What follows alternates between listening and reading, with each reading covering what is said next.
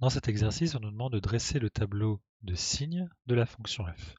Donc le tableau de signes d'une fonction, c'est un petit peu différent du tableau de variation.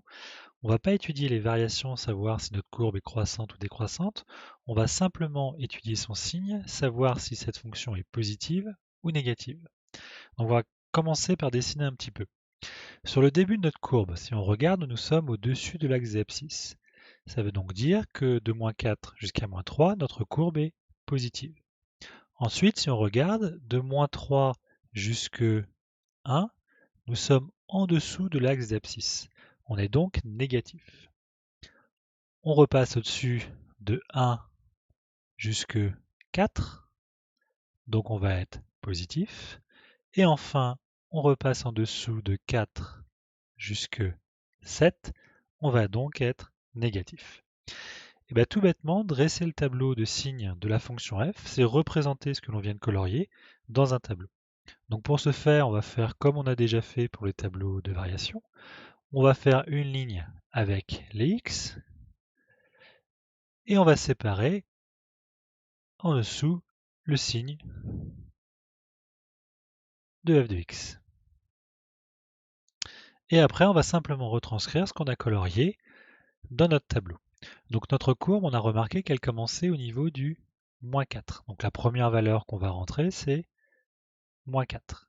Et ensuite, on a remarqué que de -4 jusqu'à -3, ce qu'on a colorié en vert, elle était positive. Donc de -4 jusqu'à -3, on est positif. Ensuite, de -3 jusqu'à 1, on était négatif, donc je vais placer le 1. De 1 à 4, on était positif, donc je vais placer le 4. Et de 4 à 7, on était négatif, donc je vais placer le 7. Une fois qu'on a fait ça, il suffit simplement de mettre les signes, mais avant, on va faire des séparations.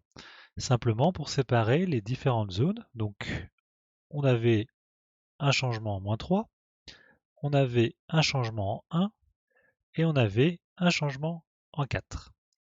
À ces valeurs particulières, on peut remarquer qu'il se passe autre chose puisqu'en fait, on passe par 0. Vous voyez, à chaque fois que j'entoure, c'est un moment où on est passé par 0.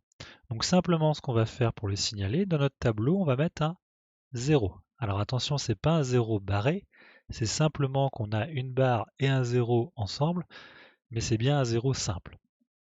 Et donc après, il suffit de mettre les signes. On a dit de -4 à -3, elle était positive, on va mettre un plus.